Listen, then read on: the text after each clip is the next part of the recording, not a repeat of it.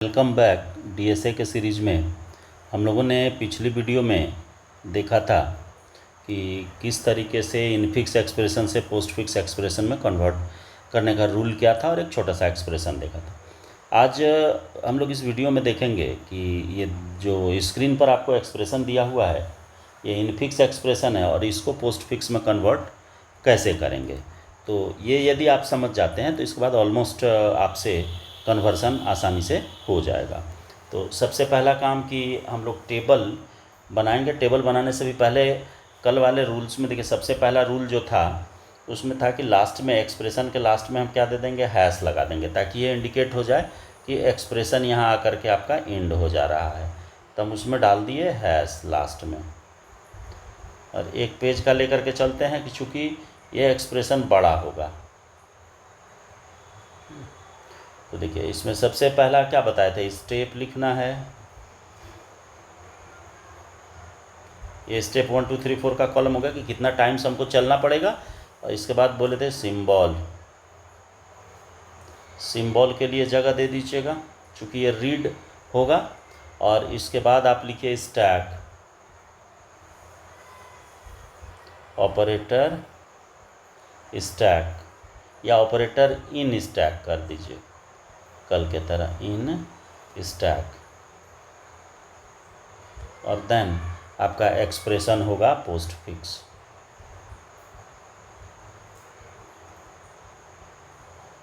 Expression अब same process start कीजिए, step 1। और इसमें हमने रीड किया, उस क्या मिला, ए। ऑपरेटर इन स्टैक में कुछ नहीं है तो क्या बताए थे, हैश डाल देना है। और ये ए सीधा ट्रांसफ़र हो जाएगा किसके पास, पोस्ट फिक्स एक्सप्रेशन में। अब इस पोस्ट फिक्स एक्सप्रेशन में जब ए ट्रांसफ़र हो गया तो अगली स्कैनिंग मेरी किसकी होगी, एस्ट्रिक की होगी। तो यानी स्टेप नंबर 2 हो गया, यहाँ पर दे देंगे स्टार।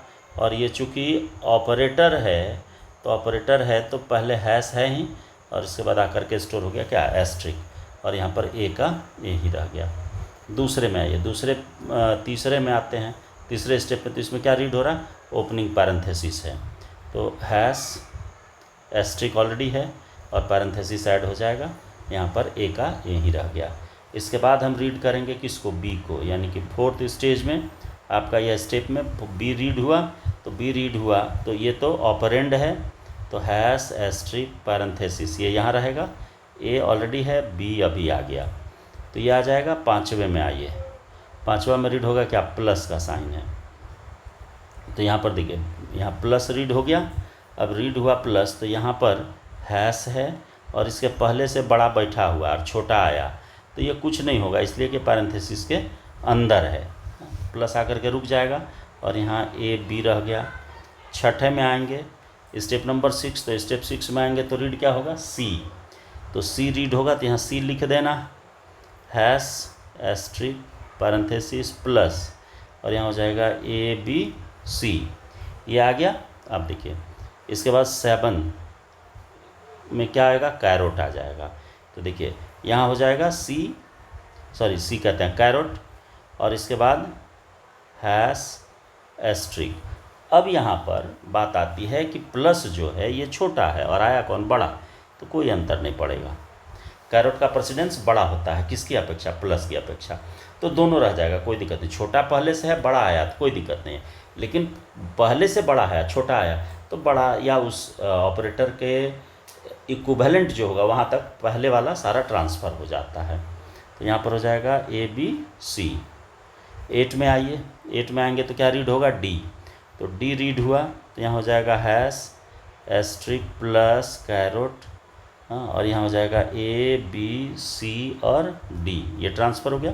अब देखिए 9th में क्या आ जाएगा, क्लोजिंग ब्रैस है तो क्लोजिंग है, तो इस क्लोजिंग का मतलब हो गया कि जितना ओपनिंग के बाद है ऑपरेटर वो सारा ट्रांसफ़र होगा। तो यहाँ बचेगा क्या, हैश और एस्ट्रिक, और यहाँ ये पैरेंथेसिस हट जाएगा और यहाँ पर आ जाएगा ए बी सी डी, पहले आएगा कैरोट, कैरोट के बाद आएगा प्लस, यानी कि जो जैसे था वैसे ही आ जाता है। अब देखिए 10th स्टेप में आते हैं तो आ जाएगा क्या, माइनस।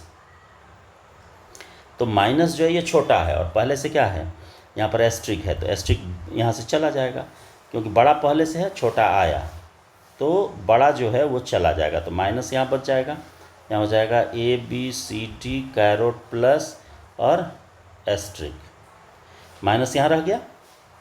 11th स्टेप में आते हैं, माइनस तक तो आ ही गए हैं, ई है तो रीड हुआ ई, तो hash minus ABCD caret plus asterisk और लास्ट में ई आकर के ऐड हो जाएगा। 12th में आइए, तो 12th में आएंगे तो क्या मिलेगा, फिर कैरोट मिल गया, तो कैरोट मिला तो यहाँ कैरोट हो जाएगा। आप देखिए हैश और माइनस, माइनस छोटा है, कैरोट बड़ा है, ये रहेगा, कोई दिक्कत नहीं है। तो यहाँ हो जाएगा ABCD कैरोट प्लस एस्ट्रिक ई, ये यहाँ तक एज यूजुअल आया। अब इसके बाद अगला जो रीड होगा वो रीड कौन सा होगा, एफ होगा, तो 13th में आ जाएंगे एफ, तो हैश माइनस कैरोट, ये ऐसे ही रहेगा, ABCD कैरोट प्लस एस्ट्रिक ई, और अभी जो जस्ट आया है वो आ जाएगा यानी एफ। 14th में आइए, तो 14th में क्या होगा, अब रीड क्या करिएगा, स्टार है, तो स्टार है तो स्टार डालिए, यहाँ पर लेकर के स्टार, पहले से आपका देखिए हैश तो है, ये है। इसके बाद जैसे ही हम स्टार लेकर के आए, तो स्टार जो है वो क्या है, छोटा है या इक्विवेलेंट है किसके, कैरोट के, लेकिन बड़ा है किससे, माइनस से, तो वो एज यूजुअल रह जाएगा। तो यहाँ पर माइनस रह जाएगा और एस्ट्रिक रह जाएगा, कैरोट ट्रांसफ़र हो जाएगा, तो ABCD caret plus asterisk E F, और इधर कर दीजिए आपका जो पहले से था कैरोट उसको, तो कैरोट ट्रांसफ़र हो गया। अब देखिए 15th में आइए, तो 15th में आपका क्या है, पैरेंथेसिस स्टार्ट हो रहा, तो पैरेंथेसिस स्टार्ट करिए, hash minus asterisk parenthesis ABCD caret plus asterisk E F caret, ये आ गया।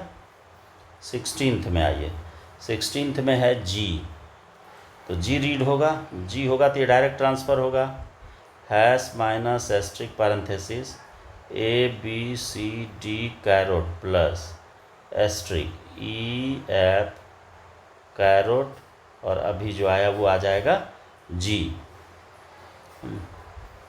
अब देखिए अगला फिर मेरा टर्म है जी, जी के बाद है डिवीज़न, तो डिवीज़न को लेकर के आइए 17वां में डिवीज़न, तो देखिए hash minus asterisk bracket start division, तो ABCD caret plus asterisk E F caret G, ये आ गया। अगेन 18th में आइए, 18वां नंबर में, 18वां में क्या है, एच है, ये डिवीज़न तक तो हो गया था, अगला एच है, तो एच को लेकर के आइए, एच हो गया, हैश माइनस एस्ट्रिक डिवीज़न, और यहाँ हो जाएगा ABCD caret plus asterisk E F caret G, और अभी जो आया है वो क्या है, एच है, तो एच आ गया। अब देखिए अब 19वां नंबर यानी कि सीरीज नंबर कितना हो जाएगा, स्टेप नंबर 19, तो अब लास्ट में मेरा क्या हो रहा है कि देखो एच तक तो आ गया, पैरेंथेसिस की क्लोजिंग है, तो पैरेंथेसिस की क्लोजिंग है, तो चलो इसको पैरेंथेसिस को क्लोज करो, तो यहाँ पर जो आएगा तो ये आ जाएगा हैश माइनस एस्ट्रिक, और ये तो डिवीज़न वाला पार कर जाएगा, चूँकि पैरेंथेसिस की क्लोजिंग है तो डिवीज़न वाला यहाँ आ जाएगा। देखो ABCD कैरोट,